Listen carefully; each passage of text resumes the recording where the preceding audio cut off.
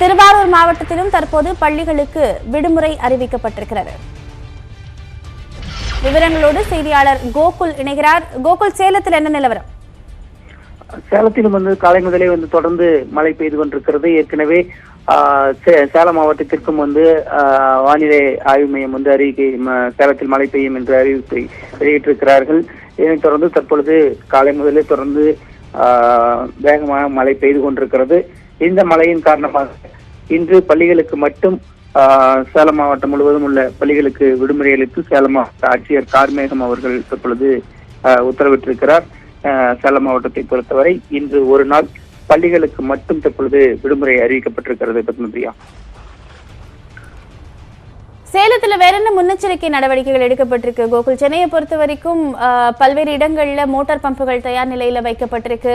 பொதுமக்கள் 2 நாட்களுக்கு தேவையான பொருட்களை முன்னெச்சரிக்கையா வாங்கி வச்சுக்கணும்ன்ற அறிவுறுத்தல் இருக்கு. சேலத்துல அந்த மாதிரி முன்னெச்சரிக்கை நடவடிக்கைகள் என்னென்ன அறிவிக்கப்பட்டிருக்கு? சேலத்தில் தொடர்ந்து ஏற்கனவே தாழ்வான பகுதிகள் இருக்கக்கூடிய பகுதிகளில், அதாவது ஒவ்வொரு முறையும் மழை பெய்யும் பொழுது எந்தெந்த பகுதிகள் பாதிக்கப்படுகிறதோ அந்த பகுதிகளுக்கு எல்லாம் நேரடியாக அதிகாரிகள் நேரடியாக சென்று கள ஆய்வை தொடர்ந்து மேற்கொண்டு வருகிறார்கள். தொடர்ந்து அதிகாரிகளுக்கு அது போன்ற இடங்களை கண்காணிக்க மாவட்ட ஆட்சியர் ஏற்கனவே உத்தரவிட்டிருந்தார். அதன்படி கடந்த சில நாட்களுக்கு முன்பு பெய்த மழையின் போதும் தொடர்ந்து அந்த இடங்கள் எல்லாம் கண்காணிக்கப்பட்டது. சில இடங்களில் தாழ்வான பகுதிகளில் வீடுகளில் வெள்ள நீர் புகுந்த இடங்களில் அங்கிருந்து தண்ணீரை வெளியேற்றுவதற்காக மாநகராட்சி நிர்வாகமும் மாவட்ட நிர்வாகமும் அங்கங்க அந்த பணிகளை செய்து வருகிறார்கள்.